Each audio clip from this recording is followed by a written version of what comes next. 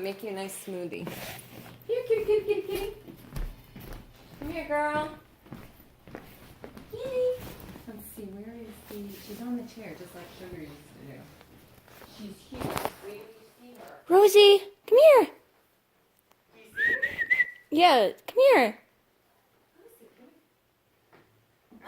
Hi, Rosie. No, come over here. Rosie. Come here.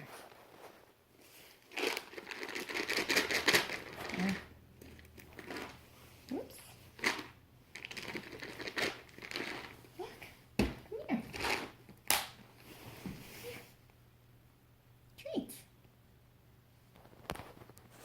Yeah. No reason to be afraid of Lizzie.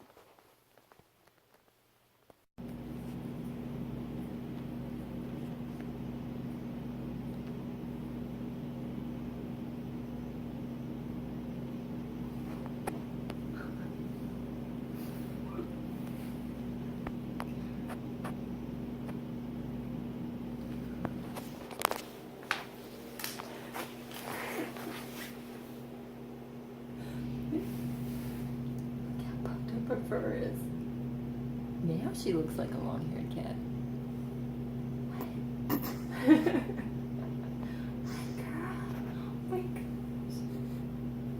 I'm glad she comes. Okay, so sorry if this is a strange angle. I figured I would give you guys kind of like a medical like post-hospitalization update, being that like obviously when you're in the hospital there's like a gazillion things going on at once, and it's very back and forth and stuff, so I was probably all over the place when I was trying to explain what was going on. So I kind of just want to like explain kind of like what happened and what's going on with all of that stuff, and also just so I don't have to like deal with having to explain this stuff like over and over again, or in a less thorough way. But basically, long story short, I got admitted for sepsis. Found out a few days later that I had strep in my bloodstream, and so basically I did not have a line infection. I had because strep isn't like a contact, like it's not something that like I messed up. I'm trying to figure out a good place to like sit down to talk to you guys. It's not like I messed up or didn't clean my pig correctly, or my nurse didn't do a dressing change thoroughly. It wasn't anything like that. It was that I had sepsis and I had an infection in my bloodstream, and because I have a central line, they needed to pull it to prevent it from going into my heart valves, because that's the big thing with the central line. So that's why they pulled my pick. So I had strep. I got admitted to the hospital and was started on vancomycin like within less than 12 hours of spiking a fever. So that's why I thankfully was only on twice daily antibiotics, IV antibiotics, for a week. They had originally said that they were going to do it for 2 weeks, and that the second week was going to be potentially at home if I was healthy enough to go home. But I just needed the week, and then there was this whole confusion with the midline getting placed and the PIC getting placed and all of this BS. And basically I had a resident that wasn't listening to my doctor and wasn't listening to anybody else and was making decisions without talking to my doctors or me. And they were obviously waiting until my cultures came back clear to have the PIC placed. We got that clearance literally the morning that I got discharged, and the night previous I had gotten a midline placed. So we just kept the date for the appointment for the PIC placement outpatient, and just was like, whatever, you know. So I had a midline for 3 days because this resident was just so all over the place. So I am cleared. I'm not on any antibiotics anymore. My doctor now has me on 1 liter of lactated ringers a day and saline bolus as needed, which I did yesterday, but I haven't really needed to do. I did get diagnosed with Addison's disease, and I started treatment for it I'm on prednisone, I'm on steroids to kind of replace sorry, I don't know if you guys could hear that, but Rosie just went running across the floor upstairs.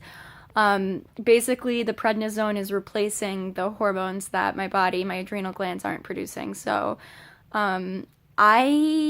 that diagnosis was really, really, really out of nowhere and happened within like 48 hours of me even knowing that there was a problem with my cortisol levels.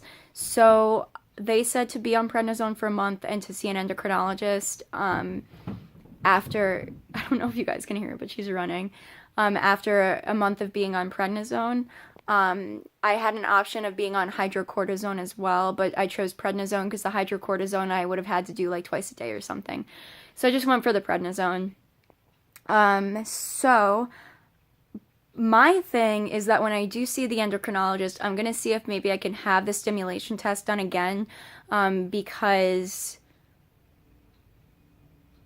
it came back that I had Addison's. It came back abnormal, that I needed to be on treatment for it, but it wasn't at the degree that we had originally expected because of how incredibly low my cortisol was before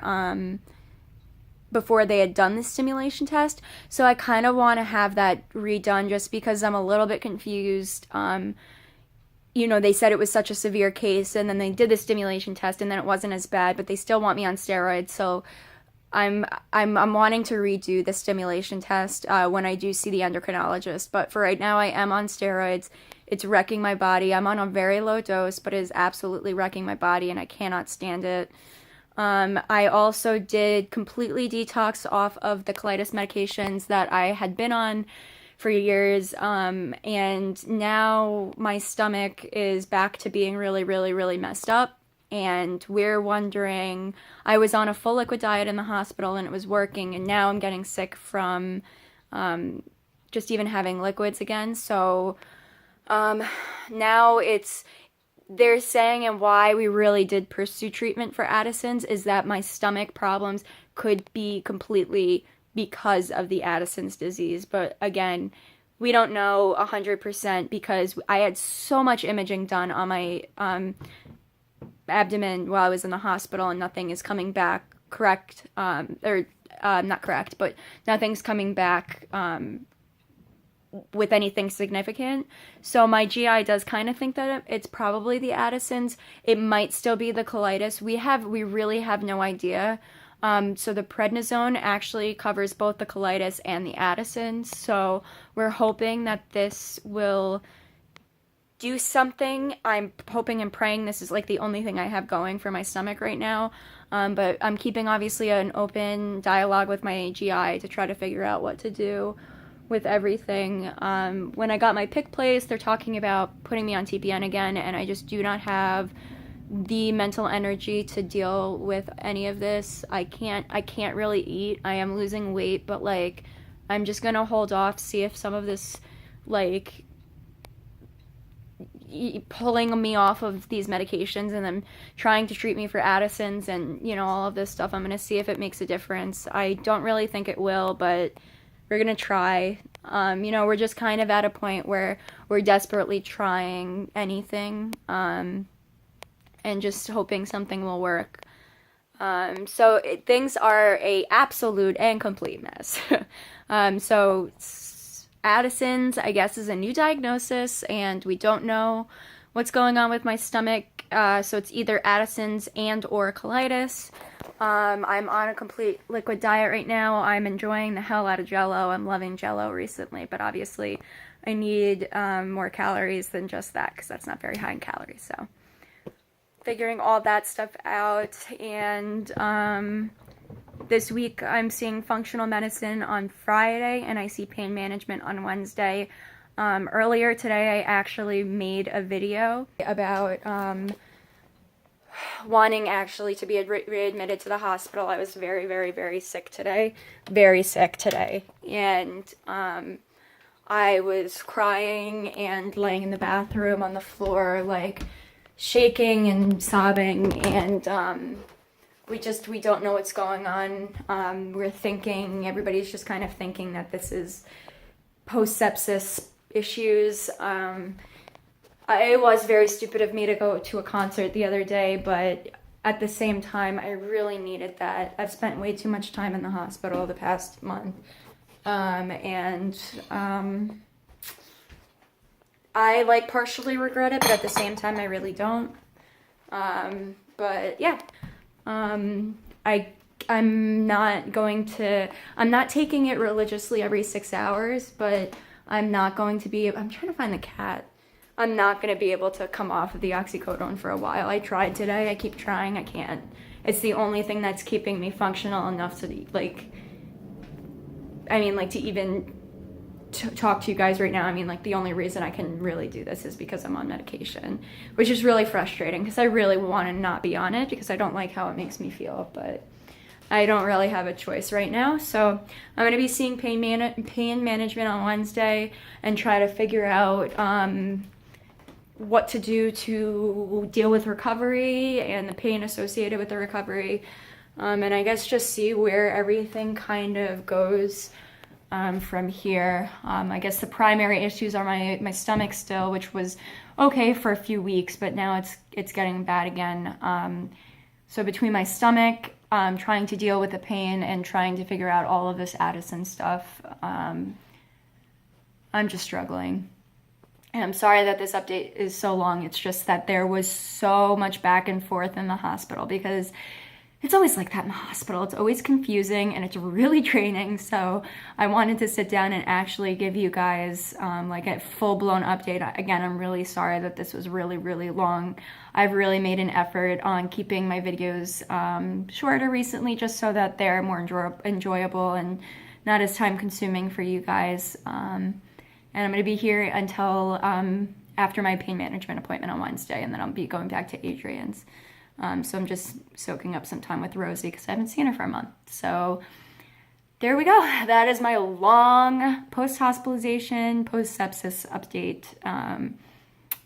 So I'm going to go spend time with my family when they get back. I'm going to go spend time with them and spend time with the cat. So. Thanks for listening, guys, and seriously, thank you for the support over the past couple weeks. It's been awful. So much stuff going on, so much crazy, like, unexpected stuff.